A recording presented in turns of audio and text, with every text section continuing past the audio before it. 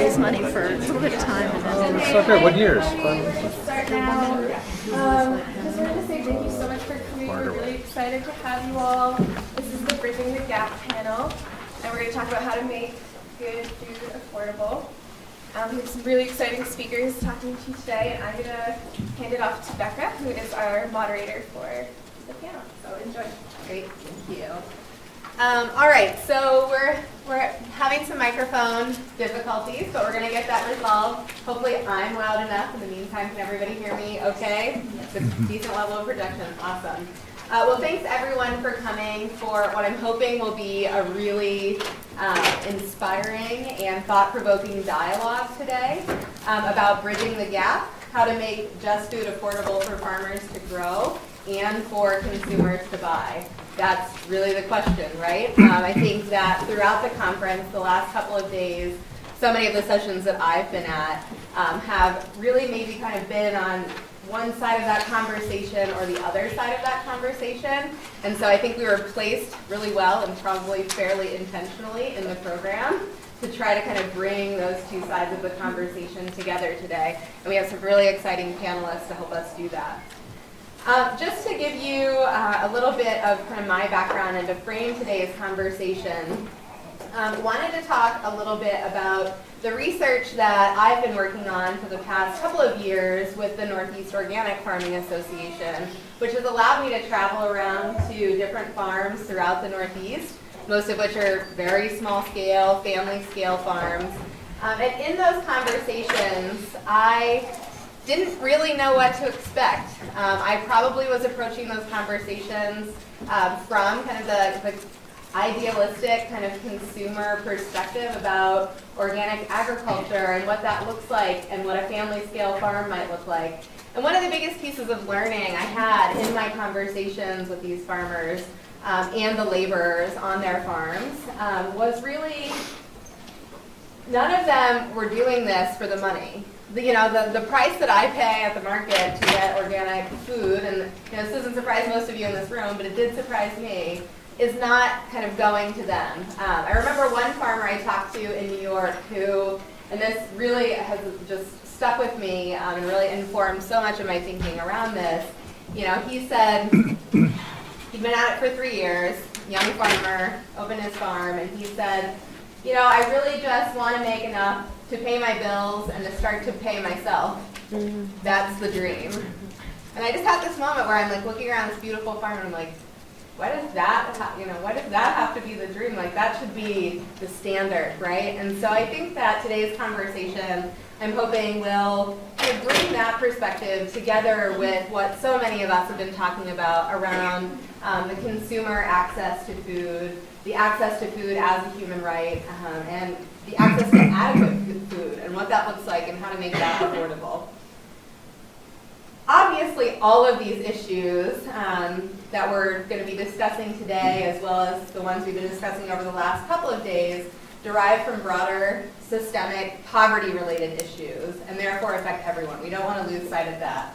They tie into ongoing discussions regarding things like livable wages, which we've been talking about, having a representative government, fair immigration, an end to racism, and even healthcare. We're hoping today that each of our panelists is going to give kind of a 5 to 10 minute overview of their work. Some of the folks up here, are on the ground, kind of working in organizations. Some are doing research. Some are kind of in between there on the spectrum. But that will really be able to kind of get above that in our conversation to talk about these more systemic issues that are impacting everyone within the food system. So as I stated, just to kind of give you a sense of the structure for today, each panelist is going to provide a 5 to 10 minute introduction of themselves and their work. They're going to discuss their research and or the various models they've used to create approaches to solving this problem or bridging the gap to make food affordable for people to produce and for people to buy. After their introductions, I'll begin with a question or two just to get us rolling. And then at that point, we will open it up for audience questions, and hopefully we'll be able to kind of get at some of those hard-hitting systemic issues. To give you a brief introduction to our panelists in the order they'll be introducing themselves and presenting to you today to get us started. We have Jay Harrison, who's the director of the Food Project. Karyn Moskowitz, who's over here, the executive director of New Roots in Kentucky. Jennifer Hashley, who's the executive director of the New Entry Sustainable Farming Project here in Massachusetts, based out of Tufts. And Peter Rogers, who is in the Harvard School of Engineering and Applied Sciences. I hope you enjoy hearing from each of them, and I look forward to the discussion that we'll have afterwards. I'm going to go ahead and turn it over to Jay, who's going to get us started. Thank you so much. So I think I'm going to keep this as short and concise as possible, because I actually think in gatherings like this, it's so the dialogue and the common problem identification is such an important part of why to convene like this. But I just did want to give just a quick overview of the Food Project. So again, my name's Jay Harrison. I've been working at the Food Project this is my 11th year at the Food Project and my 8th week as executive director. Thank you, that's very nice.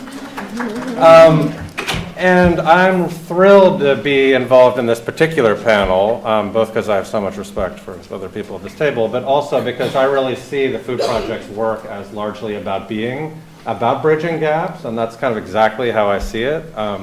So I'm particularly happy to be on this panel.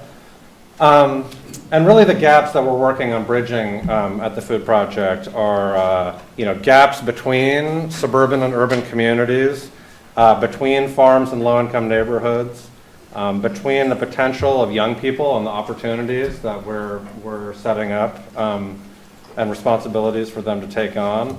And this sounds very idealistic, but I can never help myself, so I'm going to go ahead and say it, which is just the gap between the world as it is and the gap and the world as we know it could and should be.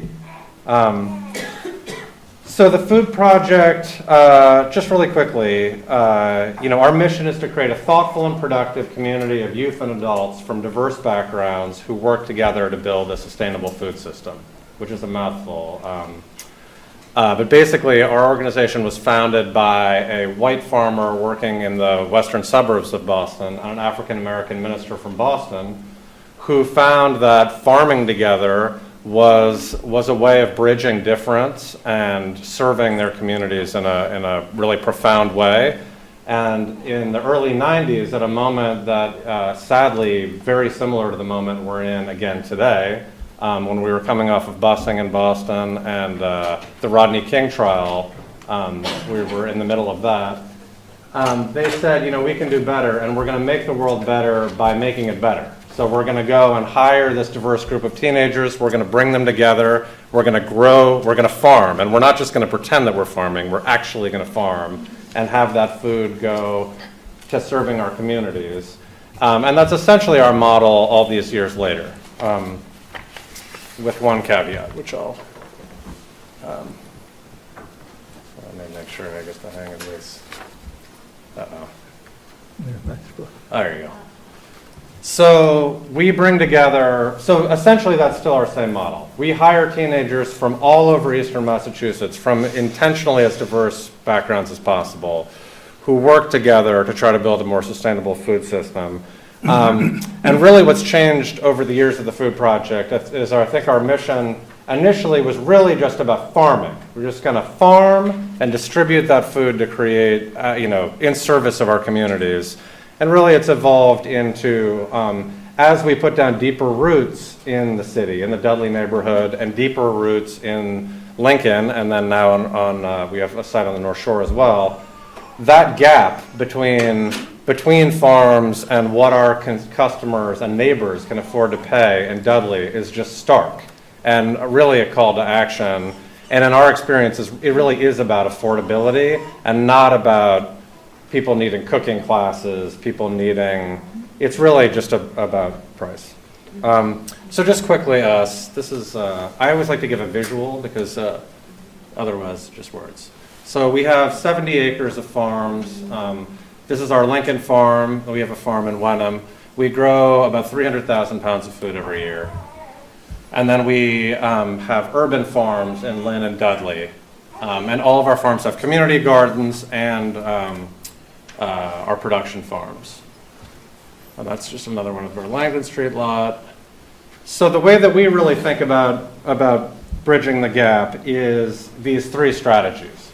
That, there's this gap between what farmers can afford to grow and sell at and what our neighbors and residents in low-income neighborhoods that we're part of can afford to pay. So into that, our community tries to support people to grow their own food, helps connect farms and neighborhoods, and tries to leverage private and public dollars into that gap between affordability and the cost of production. So in terms of helping people grow their own food, we have a raised bed garden program where we've built thousands of raised bed gardens in Boston, Lynn, and Gloucester over the last 10 years. We have a year-round community garden in our greenhouse in Dudley where we have 15 different community groups that are coming and learning together and teaching young people how to grow food. We do a huge plant and material sale in the neighborhood where we sell thousands and thousands of seedlings and resource urban gardeners in our neighborhood. More and more we've been moving into community garden construction. So this is the first community garden in Lynn since the Victory Gardens. That was maybe 4 years ago. And there's more and more of those projects going. And that's what it looks like built out. And then we run, so the second strategy is around connecting farms and our neighborhoods. So our most successful example of that is our Lynn Farmers Market, which I could use a better picture of this. It's actually packed with people usually, but we have 4 vendors there. We're the only nonprofit there. We have 3 family farms there, and there's probably $200,000 in sales that happen to that market. And over the last 3 years, we've done $35,000 in SNAP and EBT match at that market. So, and this market has been really a great model for how to make a farmer's market work in a low-income neighborhood. At this market, 2/3 of the transactions are in some form of public assistance. And one of the things that's been really great about the Lynn Farmers Market is that we have 4 vendors there. The Food Project's one.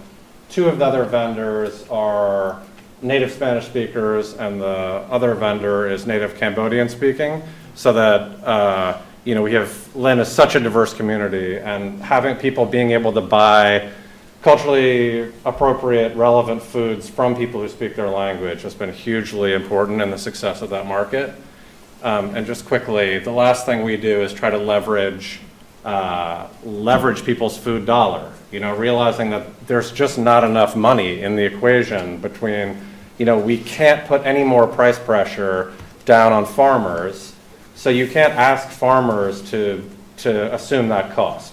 So one of the things that we've done at the Lynn Farmers Market, we were really trying to we were seeing how could we get people to use their SNAP benefits at the market. 2005, we got wireless EBT terminals and failed. Just totally failed. We probably had like $200 in SNAP transactions of formerly food stamp transactions in the market the first year, and we said this isn't working. And then we stood there and we said, why? And you stand at the Lynn Farmers Market and you say, okay, well, there's a convenience store there that has all high fructose corn syrup and other subsidized commodities going into those products. There's Dunkin' Donuts, which has the same. How can we expect our customers to be able to afford fresh, healthy food when the rest of the food system is providing artificially cheap food? So we said, you know what, we're going to subsidize it. There's no good subsidies for vegetables and fruits, so we're going to subsidize it. So we went and worked with Project Bread and started what then became Boston Bounty Bucks at the Lynn Farmers Market and that's how we got those numbers up, so that it's now about $12,000 a year in food stamp match. So that our third strategy, and this is really what I want to talk about, is how do we really leverage people's food dollars? That's what I really see as the challenge. It's like, where's the real financing for that, for closing that gap? And how do we stop as nonprofit organizations thinking that we're going to go around and solve that problem by applying for $5,000 here, $50,000 here, and I'm over time, and I'm very much looking forward to this discussion.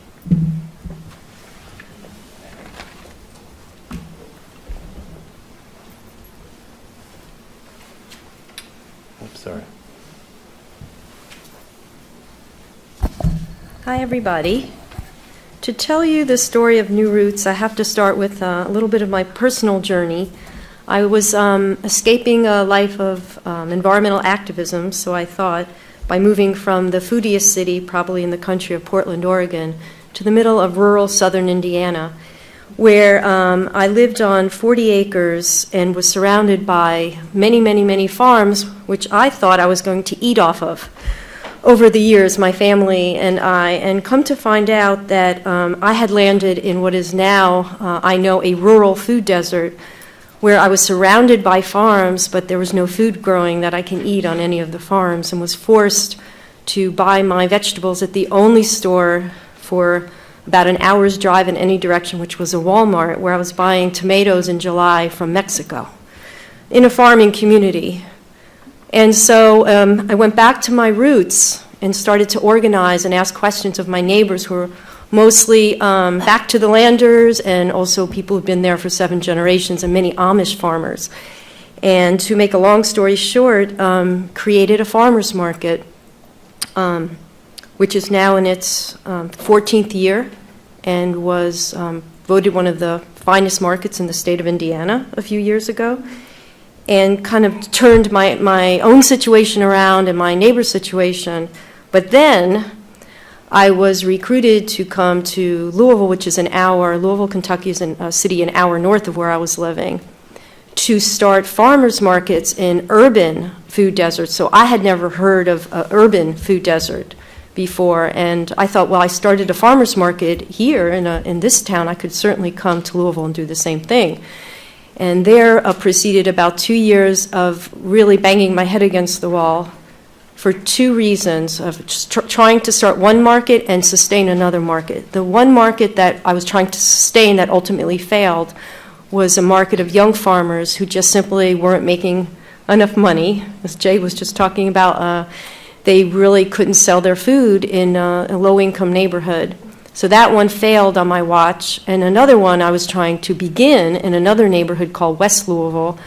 I couldn't get one farmer to come to that neighborhood, not one.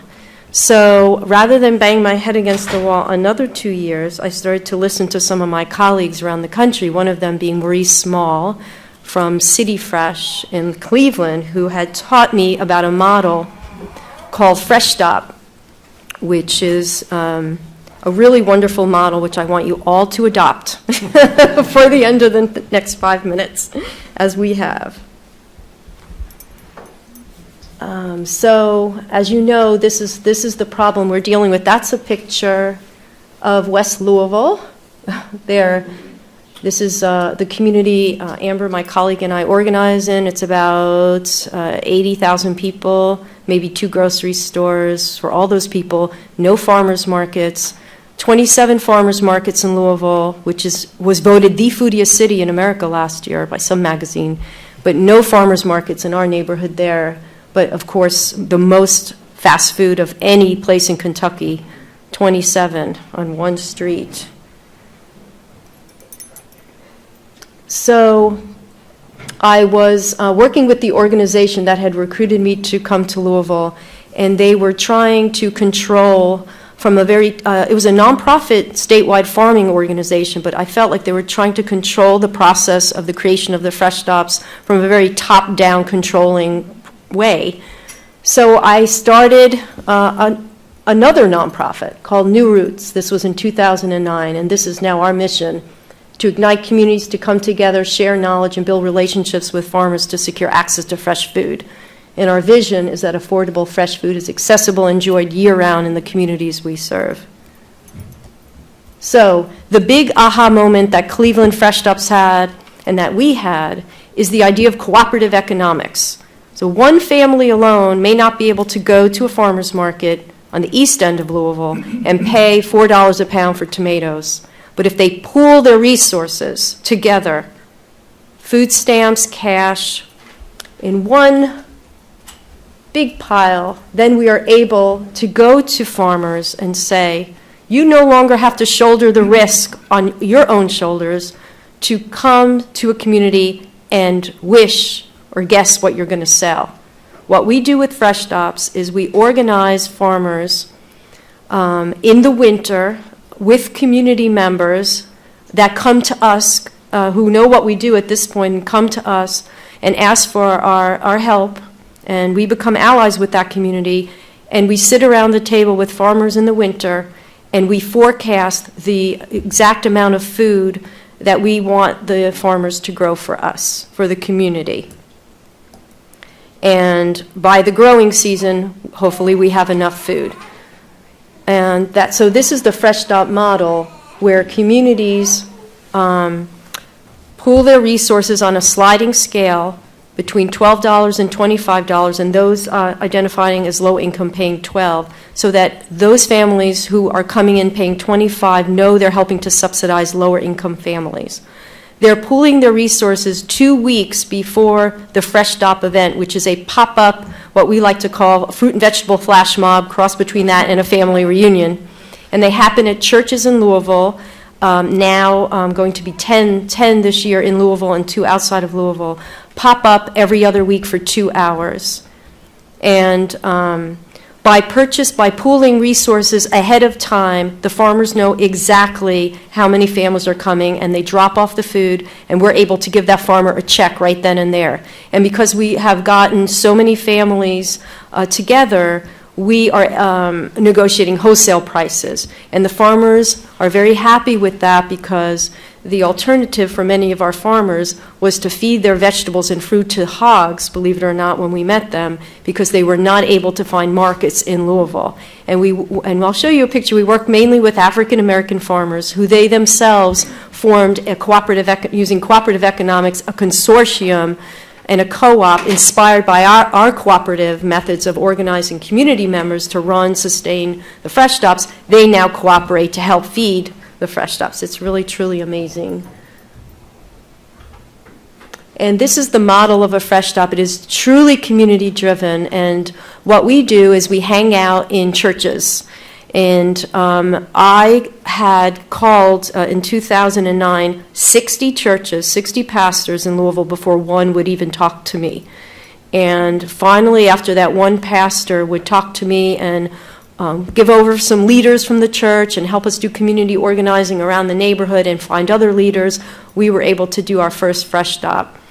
And we formed this model of teams where community members commit their time during the growing season, and they lead, they volunteer their time to do maybe a few hours a week of work. So a farmer liaison team member is the one who physically calls the farmer and tells them, we have 80 families, what do you got? And they say we have, 12 different items. And so usually if we have about 80 families, we'll collect about $1,400 per Fresh Stop, and then we're able to buy between 10 and 12 items. And it's set up like a farmer's market for the dignity for people to be able to choose what they want. They may not be able to choose in that moment the particular variety, because that's been chosen by their representatives from the community in the winter, but the room is set up so that there might be 10, 12 tables piled full of the most beautiful vegetables you've ever seen, and with a sign that might say, take 6 tomatoes, take 2 cucumbers, and they fill up their baskets after they check in, right, because they've paid ahead of time, and one of their community members asks them to pay again for the next Fresh Stop 2 weeks from then, and they fill up these big bags with beautiful local food, and then we have a volunteer chef or a cook from the neighborhood who is trying to use every item in the share so that there's knowledge exchanged in the room about cooking. And then we have we party all the time, y'all. We have lots of festivals. We have our Strawberry Jam Festival coming up in West Louisville, where we have pre-ordered 450 gallons of local strawberries that will all be pre-sold. And this is in a low-income neighborhood. And we celebrate the strawberry. And we also do farm tours, so we bring people out to the farms to meet the farmers, see our food growing in the ground, and get connected to the farmers. It's a very big part of our mission. This here is one of our farmers, Andre Barber. It's fifth generation farmer. His grandmother was a sharecropper on his land that the family now owns all of 150 acres. And this is the gentleman who was feeding his produce to the hogs when we found him, because he couldn't break into markets in Louisville.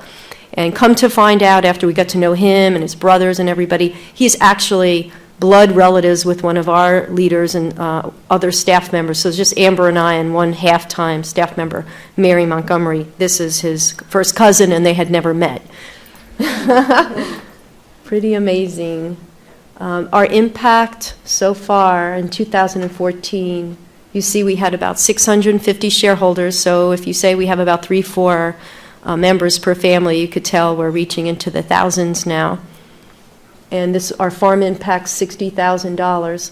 This year we did something very crazy, and we said to ourselves that we were going to open up this model to anybody who wanted to learn the model in Kentucky, and open up a virtual training institute called Feisty, Fresh Stop Training Institute, where we would share knowledge with the community and roll forward to the present. We have 5 new communities in the Feisty. So we'll have 3 new Fresh Stops in Louisville and our first rural Fresh Stop, because as you remember, these are my roots, where I came from a rural food desert, and we're testing whether this will work in a community where people have to drive between 20 and 40 miles to get their food. Thank you. Thank you.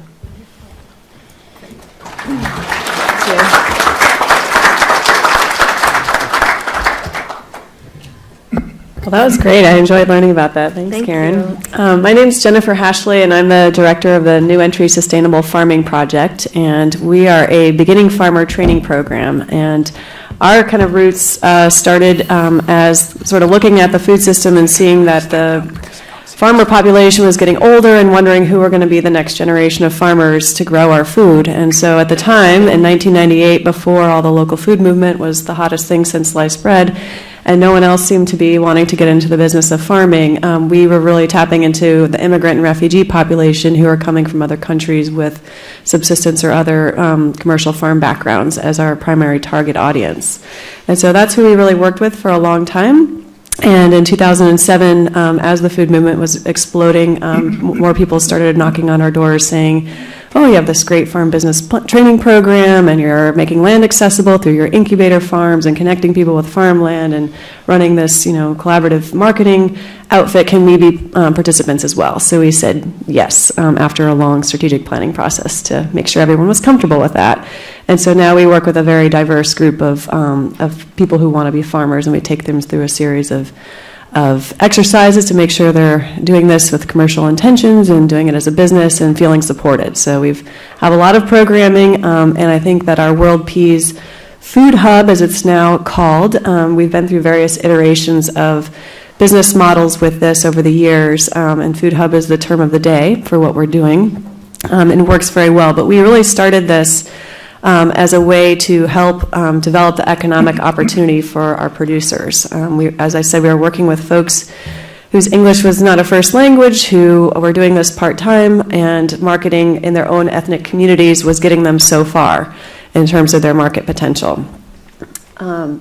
So World Peas is an acronym. It stands for People Enhancing Agricultural Sustainability. And we originally thought we wanted to become a formal producer cooperative. So we were working with a cooperative development institute to form some bylaws and bring people together formally. And then we just got a lot of pushback from our farmers. We were dealing with various cultural groups, so Hmong farmers, Cambodian farmers, African farmers, and for them to all kind of come together and agree on a lot of different things was very challenging, and they really just wanted us to do the marketing for them.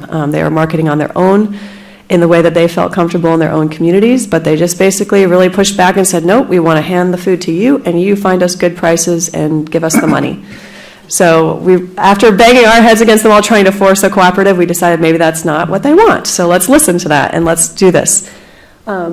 So I'm sorry the fonts got a little messed up in the presentation there, but our real mission, as I said, is to help train the next generation of farmers, but we've always had a strong mission to make sure that culturally appropriate foods are available in all of our communities. I mean, we're not just growing food to sell into a commodity market and then put money in the farmers' pockets, which is great, but we really want to make sure that the food is accessible.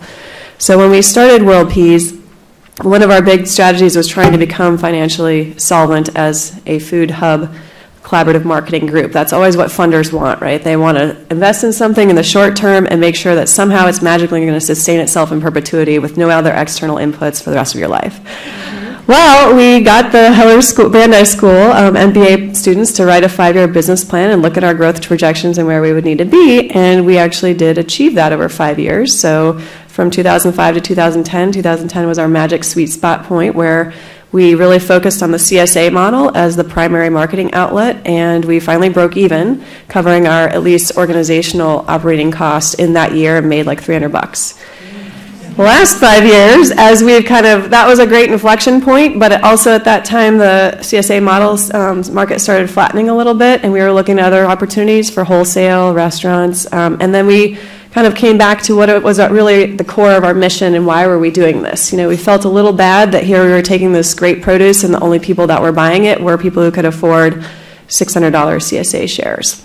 And our farmers were not selling into markets, they were selling in their own communities as well. So we wanted to leverage that and started our really to kind of refocus our efforts on making this food accessible to other income levels.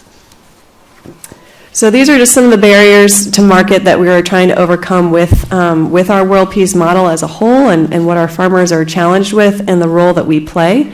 I kind of mentioned a little bit, but we do all the customer outreach and marketing and recruitment. And so in the last 5 years, as we've expanded our food justice work, that's really been developing new partnerships with service providers and nonprofits and other organizations who can really connect with that consumer base. Because our real role is providing farmer training. We're trying to get these farmers market ready, helping them to become more wholesale producers, be reliable in terms of quantity, quality, all of the things that they need support with from a technical production standpoint. We did have a pilot program where we ran a SNAP CSA in Lowell at the Lowell Farmers Market. And I liked how persistent Karyn was in getting the community together to really buy in. We really struggled running that CSA program at the Lowell Farmers Market because we were trying to reach out to the broad community, even with all of our community partners, and let people become aware of this. And then we would be calling all of the potential participants every week, the week or two before, swiping their cards over the phone or having them come into the office and just managing that. And then the reality of the situation is people would have a car breakdown or they couldn't get to the farmer's market for that 3-hour period of time to pick up their shares. So we just felt bad. We'd already collected the money, they'd swiped their benefits, and then they weren't there, and then we had this beautiful produce that we paid for and subsidized a $25 box that they paid $10 for.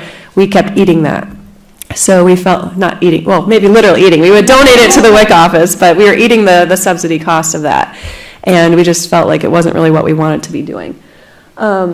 So this is just what how far we've come in the last several years. Last year, our gross was over $300,000 of product. But really, the growth area has been in the low-income food access piece. And so after kind of our failed doing our SNAP CSA the way that we've done it, we've also been trying to build more of partnerships in an institutional level where people are buying larger quantities of product from us. And then we've switched our SNAP CSA model.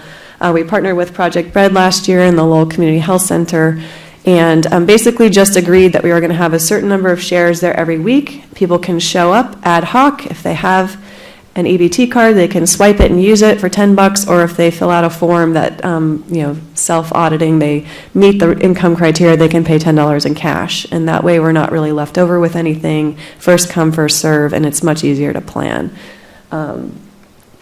So we've also always kind of built in, as our CSA program has grown, a share program so that we can kind of rob Peter to pay Paul.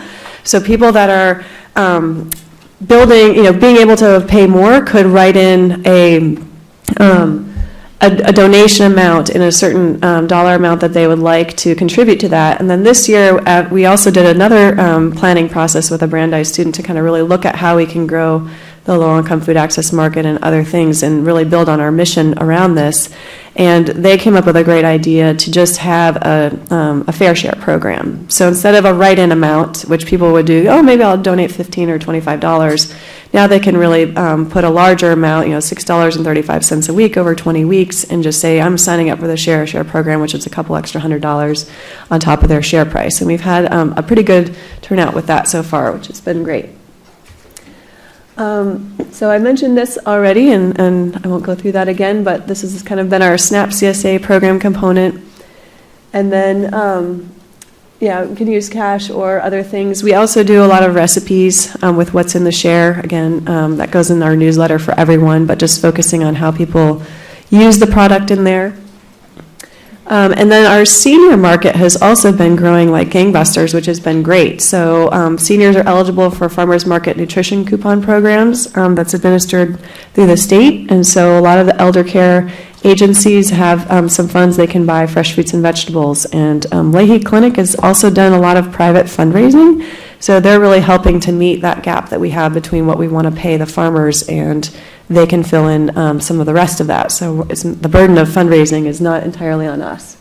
And that's been really great. So we're actually now getting ready to bring on 3 AmeriCorps volunteers, because one of the things that we've also realized is that we have a lot of different customer service buckets that we're working with right now. So our CSA regular paying customers demand a certain set of customer service skills. Our community partners and senior groups require a lot of other information and set of skills. And then we have our institutional, wholesale and farm to school and institutional buyers that also have a different set. And so the senior nutrition folks, they also take a different subset of our products. They want to be feeding seniors things that seniors can cook and eat. Seniors don't have a lot of physical energy to stand at the stove for a long time and chop and cook and things like that. So they want more quick products. They want soft foods to eat with their dentures.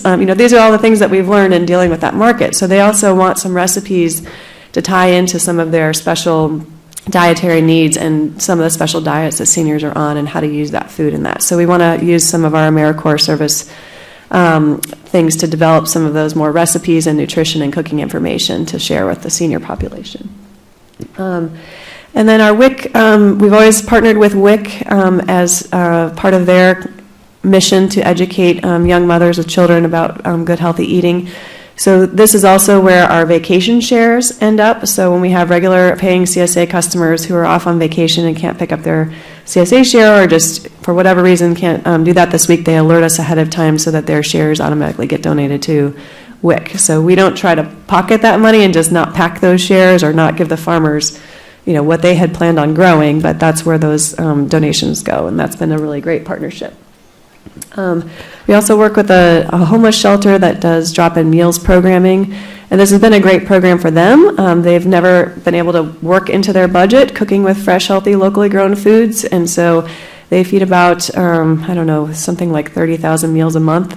So it's a lot of food going through there. So they've been also able to privately fundraise and help supplement the difference between what we want to pay the farmers and what they can afford to pay. So both of us fundraising together makes that partnership possible. And then these are, again, the font kind of got a little funky, but just some comments and things that people are talking about. And one of the things that I think that Jay brought up that I'm excited to talk about in the dialogue is that our real mission is to make sure our farmers are economically viable. So we keep the same price that we're paying our farmers for their products the same, no matter where their food is going.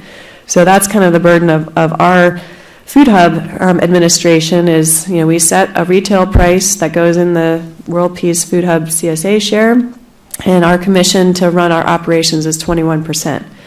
When we're working with all of our other food access partners, they're not going to pay a retail price for that product minus our 21%. Even, at that level, it's a little more than they can probably order it from a Cisco or other kind of wholesaler.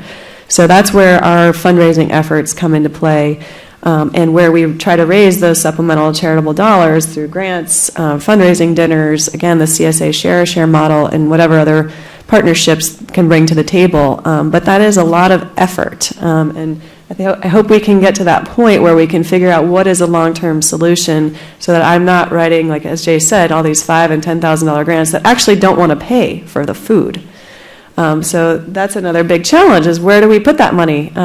Great, we can use those grants and pay for our staff time and delivery drivers and maybe some rent for the Food Hub warehouse, but if we can't actually pay the farmer for for that piece, that subsidy, how do we bridge that gap over the long term? And, it's a long-term systemic problem. Everyone wants to solve this problem, but, we're doing it on the backs of these nonprofits that are administratively challenged to fund all of their programs. And for us, this is one of our many programs, and it's the hardest money to raise, to buy the food. So I'd love to figure out how we can kind of address that as a group as well. Oh, sorry, and I forgot to keep advancing as I was talking, but I think it's just been great. The outcome of this, we've gotten amazing feedback from people who are benefiting from it, who really appreciate it, and who are learning to cook and produce and feeding their parrots the scraps and other things. And the volunteers who help us pack the shares also feel really good about knowing that it's going to a diversity of places and a diversity of incomes. And I just also wanted to recognize I am not the person on the ground day to day who is doing this. I have two really great staff who really coordinate an amazing amount of logistics for this program. So hats off to them. All right. Great, thank you.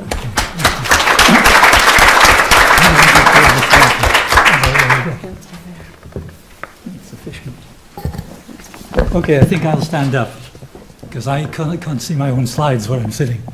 So, is that microphone working?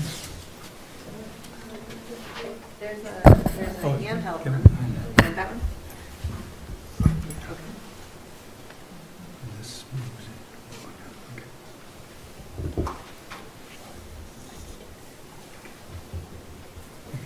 Thank you very much. Can you hear me at the back? Can you hear me? Yes. Yes, okay. I hate these microphones. They're more like ice cream. So. I'm not sure. I don't think it's on. Maybe it's not on. I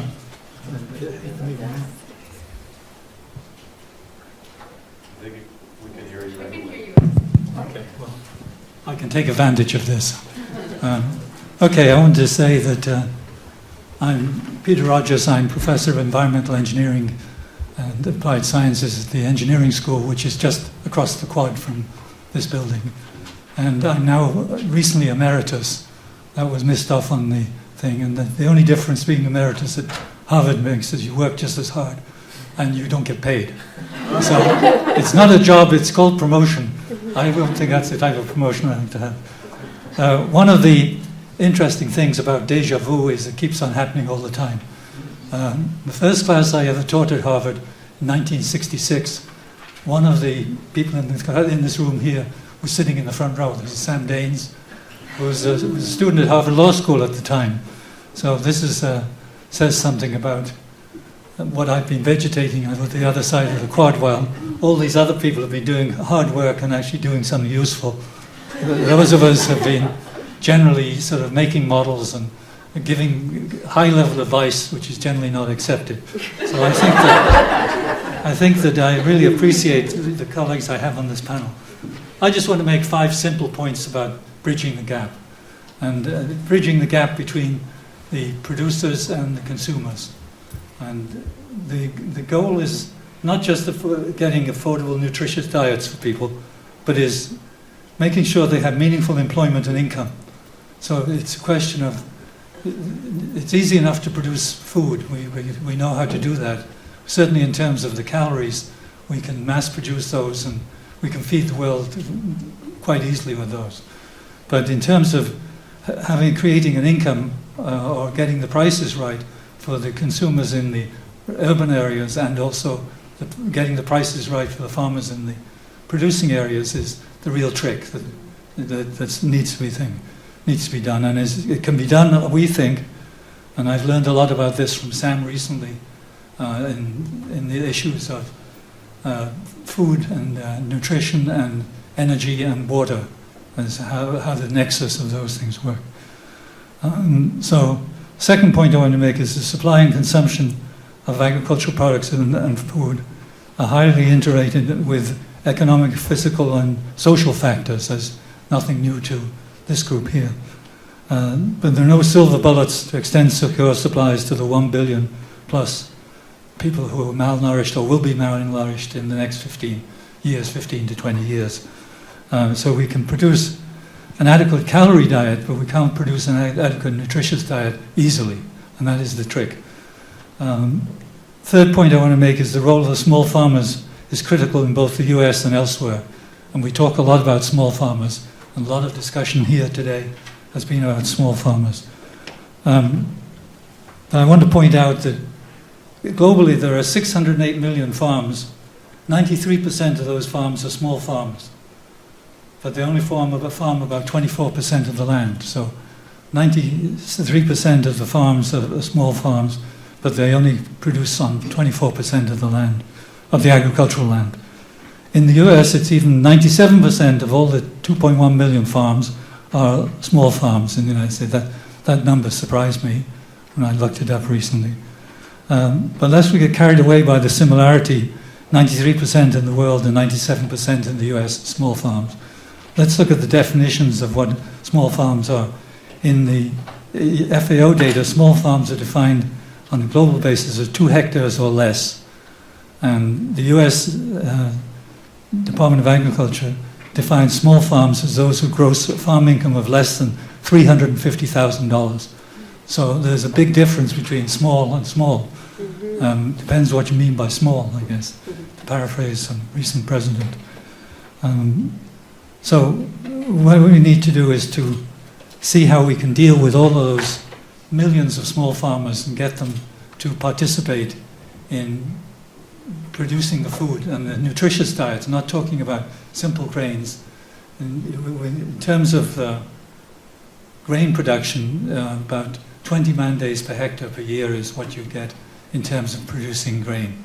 But if you go to high-value crops, you may get 200, 300 man-days of labor per hectare. So a huge increase in employment and consequently income if you're able to shift the small farmers into high-value crops and leave the big farmers to mass produce on the grains and the other bulk commodities. But the problem with that is when you sit in a paddy field in Bangladesh and you ask the farmer why he isn't selling tomatoes, why he doesn't grow tomatoes when he's growing rice and he's growing a couple of crops of rice, and he grows some vegetables for his own family, and that's about it. And he said, well, if I grow tomatoes, I get a lot of money, but if I grow them, everybody else would grow them, and the village would be full of tomatoes, and we would be doing what the people in the US are doing, digging them back into the ground. Of course, there's a huge demand for tomatoes in the cities in Bangladesh, but the food chain and the ability of the farmers to get their produce to market, the high-value market. So with grains, you can dump them on a bullock cart, and you can take a week to drive it to walk alongside hitting the bullock with a stick, and you take your bags of rice or whatever to the market. You can't do that if you're growing tomatoes, watermelons, fruits, producing milk, dairy products, and other kinds of fruits, vegetables, etc. So the issue is very much, as we see it, is being able to create the ability for the small farmers to make money by growing high-value crops, which we know they can do, but making sure we can get it to the markets in the big cities. And the Asian cities are growing very rapidly. As you know, most of the population will be in cities by 2040, 2050. So there's an issue there. Now, so I think that the strengthening the food chains will make this big step in the decision encouraging small farmers to go to higher value crops. And I wanted to show some slides. Oh, okay. Okay. Well, I'm not going to read these, so I don't have time to do it. But certainly, influences of farmers to produce high-quality food depends on a lot of things. How much can urban and rural consumers be able to pay for high-quality food? Depends on the choice of foods, how to influence dietary choices, how to improve rural incomes and employment. And we also note that when people move to cities, they change their diets, and they move to much higher quality foods. And unfortunately, in many places, they move to fast foods too. So if you go to Shanghai, you notice all those McDonald's on the streets. Although I think there are more in Paris than there are in Shanghai. Next slide. Okay. So that's the fact they're interconnected. Food losses are important. They're important in this country. It's mostly post-consumer food losses in the developed countries, and it's post-harvest losses in the developing countries. About 50, maybe as much as 50% of the food waste. So that means you've got to tighten up your system. Vegetables, dairy products, etc., require rapid refrigerated transport and storage. Small farmers are at risk of market fluctuations. Big farmers are much better protected. Rural poverty limits the intensification of crops and other agricultural investments. So what are we going to recommend to do that? Resolving the problems for small farmers. Well, production cooperatives, this is not a new idea. This is an idea which has been beaten to death many times around the world, and sometimes works and sometimes doesn't work. There's no point in having a farming cooperative that's producing a lot of food if you can't get the food to the cities at some reasonable price. So you might think in terms of consumer cooperatives. Like I grew up in England, and the co-op movement was started in the 1850s and during the Industrial Revolution in England, where the poor in the cities, the factory workers, the new urban population were demanded food, and they formed cooperatives and purchased, negotiated with the farmers. So the sort of cooperatives on both ends of the system would be nice. And the reason for doing that, of course, is to redistribute the value added in the system. Now, the next slide. Okay, I'll talk about this in a moment. These are some typical numbers of the value added on what the farmer gets and how much is added as it goes down the food chain. And that's for a variety of fruits and vegetables in Africa. We actually looked at a situation in China. Ningxia is in western China, and they grow grapes it's an ideal climate for growing grapes. And this is taking a look at what a grape food chain, the food and value chain would look like for grapes going from the western part of China to the big cities of Beijing and Shanghai and some of the other southern cities.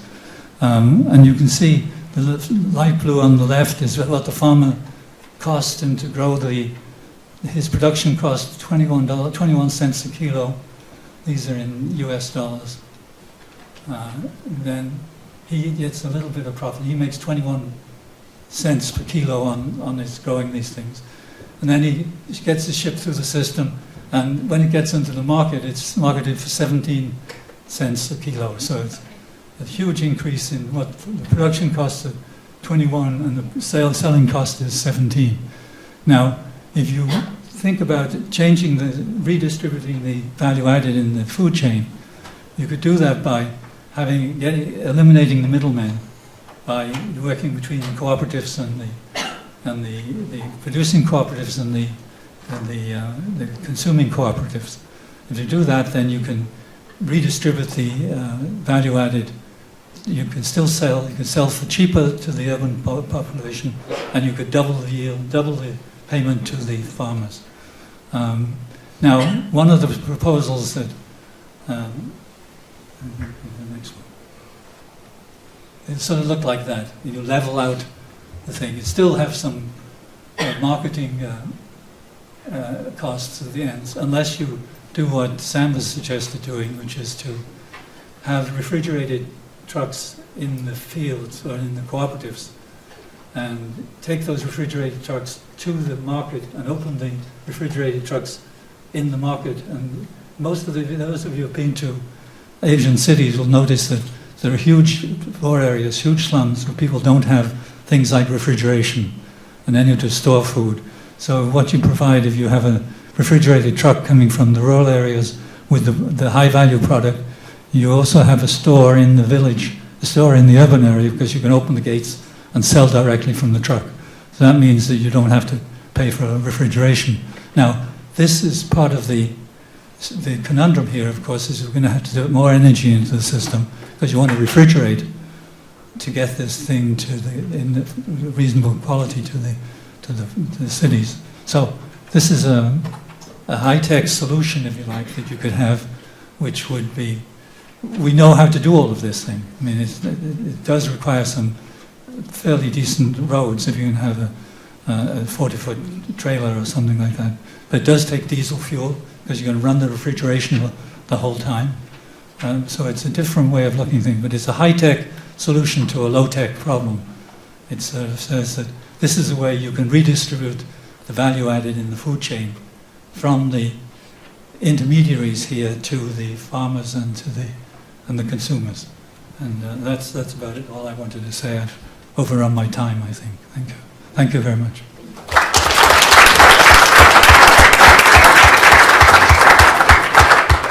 All right, well, thank you to everyone.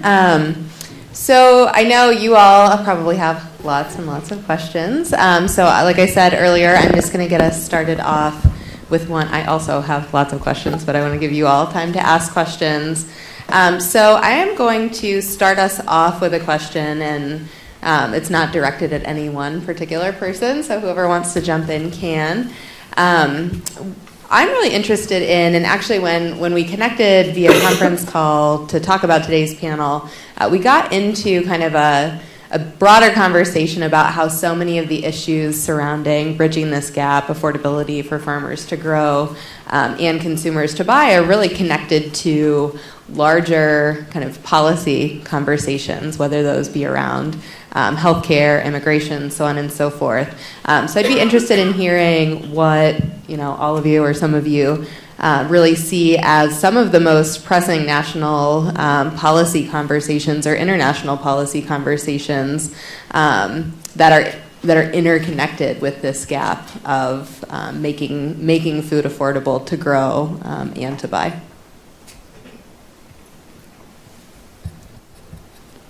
Well, I'm not sure of the exact numbers, but I hear that about 50% of the children in India are stunted because of the lack of an adequate diet. And that implies a huge public health issue and a huge economic development issue to India, because these people are going to grow up severely handicapped in terms of brain development, etc., etc. So that's an example of, if you don't pay attention to your getting a nutritious diet, this isn't just food, this is getting the right balance of food into the people, then you're going to end up with massive public health problems. Yeah, and I don't know if I'm answering that question exactly, but something that I'm trying to get better at and that I think is so important is, really what we're looking at is trying to change the fundamental ecology of land and people, right? Which is broad, but is important to take that broad lens. And what's so complicated about food, and I've got the list of priorities from the Mass Food Policy Vision right here, which is really interesting, is that there is no one answer, and that it's that rebalancing of that ecology, if we pull it off, is about a lot of things changing, and that really, I see our role at the Food Project, and Jen and I were talking about this a bunch the other day at the urban ag meeting at the State House, is that our job as nonprofits is really around creating new models, right? I mean, what we are in the position to do that most for-profit farmers can't do is take risks and be able to afford to fail. And certainly, what's so important for us to talk about is our failures, because if we're doing our job right, we are trying things that are sufficiently new and innovative that we fail sometimes, right? But I think sometimes we don't communicate very well about the fact that once we create those models, we can't fund those forever, right? Like the other systems have to come in and say, oh yeah, you've shown that this is possible, and therefore we need to get behind it and resource it because it is providing real value. It is, has all these ecological and health benefits that is worth public and private investment in over the long term. And for us, probably the Food Project's biggest success in terms of that has been with that EBT matching program that we started partnership with Project Bread in 2005. that then became Boston Bounty Bucks, and the mayor's office, in large part, thanks to Edith, picked up and funded throughout Boston, and then, you know, not just us, but a group of us around the country working on that, then managed to get $100 million added to the Farm Bill that turned into the Feeney program, right? And again, we had a hand in that, but we're not, you know, a lot of people were involved in that. But like that's the kind of modeling, and not that the public sector has the is the solution to every one of these problems, but just that model forming function is so important. And if we don't pretend that we can solve all the problems our own as these little nonprofit organizations, we need help. We can show it's possible, but then we need help. So I guess we'll open it up for questions. Is anybody ready to ask one? We have a microphone. Laura's going to be kind enough to come around with a microphone. So specific questions for any of the panelists or any kind of broad questions you'd like to throw out. Awesome. I was like, I can keep going if you want me to, but for people who have questions. I just had a question for you. The level of subsidy. In India, we did a huge lot of experiments, cost a couple of $100 million, but we think we know how far you have to subsidize it in India. Not how much you have subsidized, but where do you see this poor takeoff? Where is the point that you get an explosion of poor consumption? In India, it's about an 80% reduction in the retail price. My question is, what we're doing over there is, of course, relevant to what you're doing. How far do you think you would need to reduce that retail price to get a major poor consumption explosion? Yeah, I don't know what the magic answer is on a per crop basis, because we're distributing over 120 different fruit and vegetable crops a year. In that, I don't know. One of the challenges that we've had looking at different models of trying to have a differentiated price between a wholesale price to the farmer and a retail price is because the Food Hub model is an aggregation and distribution across 30 plus farmers, and we're distributing to all these different market outlets.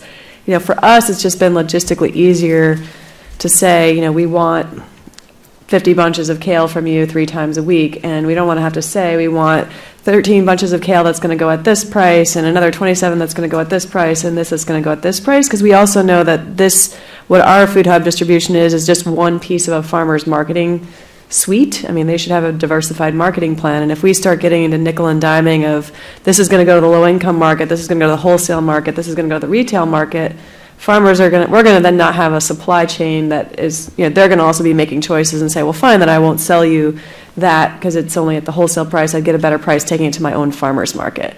So we haven't actually really drilled down on that question about what would it take to get the price low enough to have that differentiated marketing strategy. We've just kept it. We want to provide living wage prices to our farmers, keep them in business, keep them engaged in this so that we can also promote our other agenda of making sure that they're adequate growers, improving their quality and consistency to become wholesale growers in general, because that's a big part of our mission as well, that we don't want to lose that by creating too much of a market price difference that they see.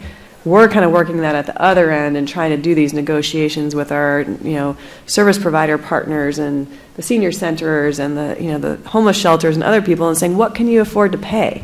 If you go to Cisco, you're going to get this low price. Like, we just can't meet you there because we can't put our trucks on the road and keep our warehouse space rented, because we have to get something, because we can't, we're trying not to support it all on grants and philanthropic dollars. So we're kind of doing that negotiation with those service providers and saying, where can you kick some in and pay a little more than you can get elsewhere because you're helping this other social cause? And so that's kind of my rationale. But it'd be nice to know where is that point, but we haven't gone there.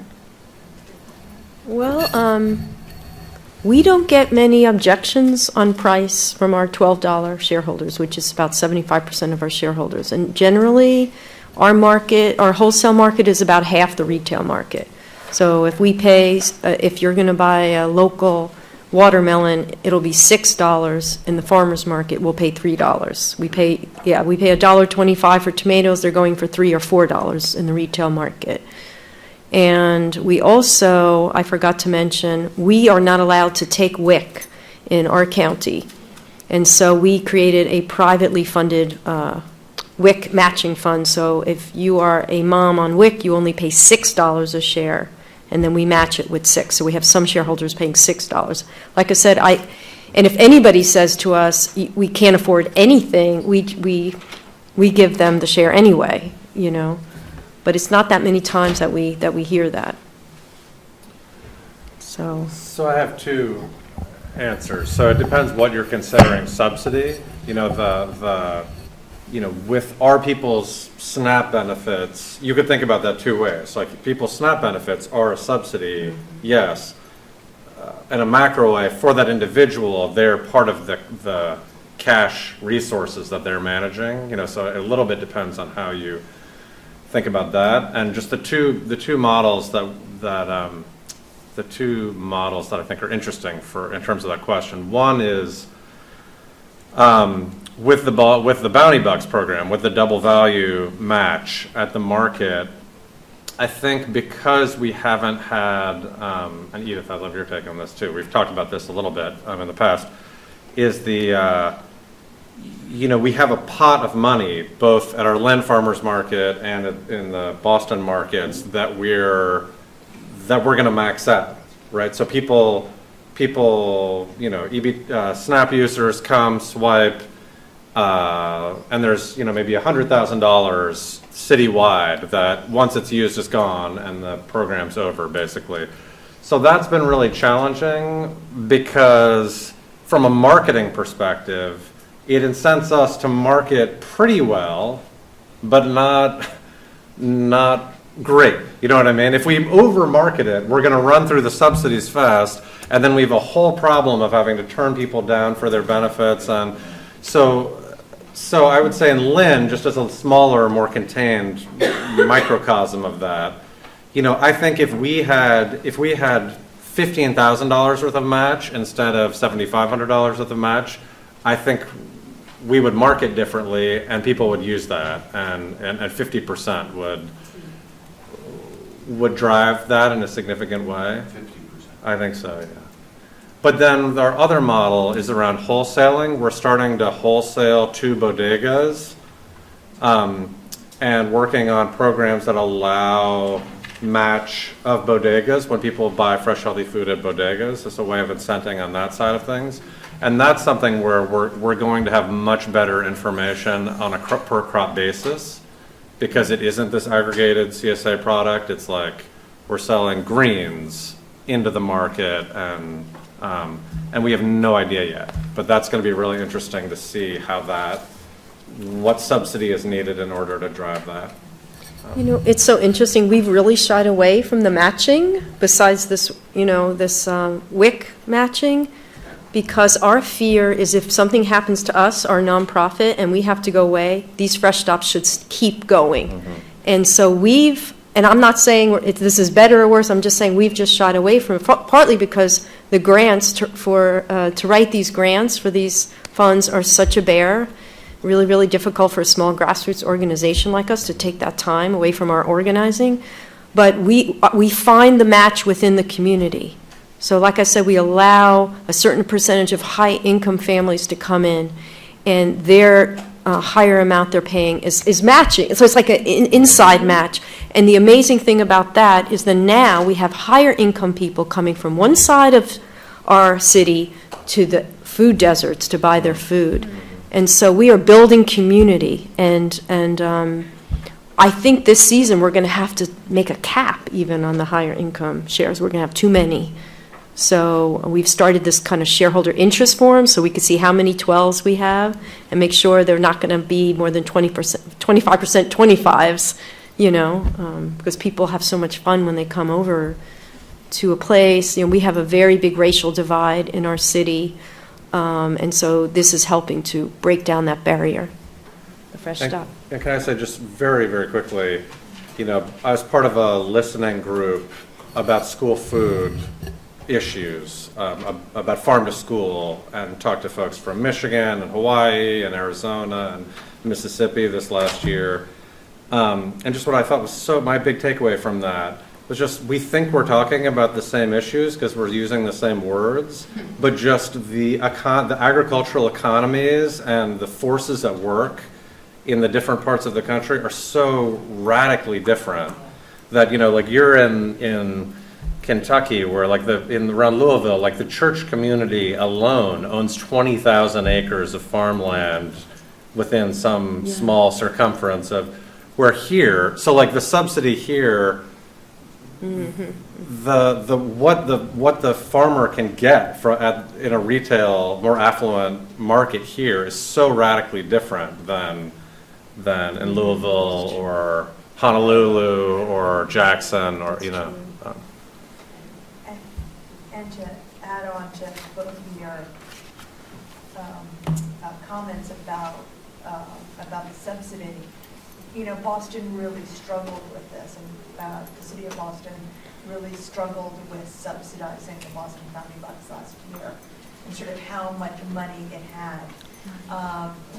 And so, and this has been an ongoing conversation, and so one of the areas that they're really looking at, and they've had really good conversations, are with the hospitals, the nonprofit hospitals. Yeah. And so that the nonprofit hospitals, they have something called community benefits, which is a federal designation. And so Boston is having conversations with these nonprofit hospitals to help subsidize the Boston Bounty Bucks using community benefits. And then Boston has this program also for nonprofits within the city that they don't pay taxes, so they do something that's called in lieu of taxes. And so they're looking at this, you know, how do we encourage these nonprofit hospitals to provide some dollars that could go towards their community benefits and could also go in lieu of taxes, right? So you're getting both benefits. So we just started talking, because this was in January, right? The IRS regulation you're talking about, and we just started organizing with hospitals. We had a big luncheon the other day around this, and we are in our second year of a pilot of our VeggieRx project, which is independent. It's not associated with the Wholesome Wave program. And we did a pilot last year that was really wonderful. And now we're trying to recruit physicians to come in and get the hospitals to give some resources. Our big challenge we have that at University of Louisville Medical School and many other medical schools, our students are not taught nutrition at all. So the medical students go through 4 years of school without any discussion about food. And so it is difficult sometimes to talk to our physician community, but we have a few really good ones. Thank you. Actually, the conversation around hospitals was part of my question, but I guess my other question had to do with what role are health plans starting to play? Because clearly the costs associated with hospitalization and treatment is directly related in many ways to what people are eating in their diets. No, I mean, we would love to do that. I mean, we've been talking about pulling people together across the state to say, you know, you get a health fitness rebate of $150 for joining a gym for a year. You know, there could be incentives built in to be participating in community-supported agriculture programs or supporting local farmers, and it's a win-win for everyone if we can do things like that. Someone else just suggested to me the other day, you know, as we're doing drop-off points of our CSA program at workplaces and things like that, all of the workplace wellness benefits programs and those kinds of things, how do we really get people invested in their employees' wellness and take it to the next level? And can they also, you know, upgrade all of our shares that we distribute at workplaces to say make them all share programs so that there's some level of also contributing so that whoever's picking up there is also contributing maybe in another community and kind of developing those partnerships in a bigger way. So and we have our farm to family program is modeled that way, which is for CSA programs, and I think that conversation with healthcare is so important, right? The whole idea of the Affordable Care Act is, you know, based on our insurance program here, which is bring everybody in under the healthcare system, then start trying to bend healthcare costs, down, bend the healthcare curve. And then the third part that I feel like doesn't get talked enough about is then put in preventative health, preventative systems, right? That help in the really long term bring the cost down. And this is just a place where, again, I think it's so hard for us who are, looking at the whole system and want to fix everything. That there's just, I think it falls to all of those students. Yeah. So exactly. So if we had clear data that showed that if you provide a CSA share at, you have to figure out the price point, right? It has this long-term health effect, then the money should just pour into that. You know what I mean? It's crazy, especially as you go to global payments and other new incentives are changing in healthcare. And we're trying to do excellent youth development, run farms, run excellent programs. We can only be good at so many things, and so that's where we really need the academic community to step in and say, yeah, we'll help you measure that. We'll help you set what those incentive levels are and price points are, and then we can assume the risk of failing at some of them, and then make space for private farms to come in. So we have been funded by a health insurance company, WellCare, which is a Medicaid provider in Kentucky and I think in Florida. And we were just approached by Humana. So Louisville is the headquarters for Humana Insurance. They're huge. And we were approached by, and we are funded by the foundation for VeggieRx, but we were approached by Humana. So the insurance company came to us, Amber and I, looking at us for our expertise. And then, of course, the first thing we said is, you have to give us money, So, and we struggle with metrics and outcomes. We have an amazing team of experts who volunteer on our board to help us with analyze our success. And one of the things that we've decided on for this year is the best measure of success is that shareholders eat the food. If they eat the food, then they're going to be better off than they were before they were eating the fresh fruits and vegetables. So we're just going to focus on that this year. And last year we had an 85% consumption rate, and 11% of the food was given to families less fortunate. So these were low-income families giving away to lower-income families, and then a certain percentage was put up for the winter because we stop. This is really sad. I mean, our growing season ends in October, and so everybody goes back to eating just what's accessible. And we can see food-related illnesses come back to our leaders. We have a leader who can't breathe during the winter. She's on an oxygen machine and wheezing. And then during the summer, she's off of it and stops wheezing. It's just incredible. So we did get a tiny USDA grant, specialty crop grant this year to buy processing equipment for Andre Barber, the farmer you saw, so we could test a winter fresh stop. So he's going to be flash freezing the vegetables, dehydrating and canning, and then putting up high tunnels if there's no tornadoes and floods like last year that destroyed his high tunnel. We'll have a good winter. Or snow loads. Or snow. Yeah. Great. Well, I believe we're at time. Right? I'm pretty sure. So I know people have probably a lot of questions. We could keep this conversation going, but I want to be respectful of everyone's time as well. So if you have questions, I know I'll stick around. Probably I'll happy to stick around for a few minutes if people want to pop up and ask that. Thank you all for being here today, and thank you. Thanks to everyone.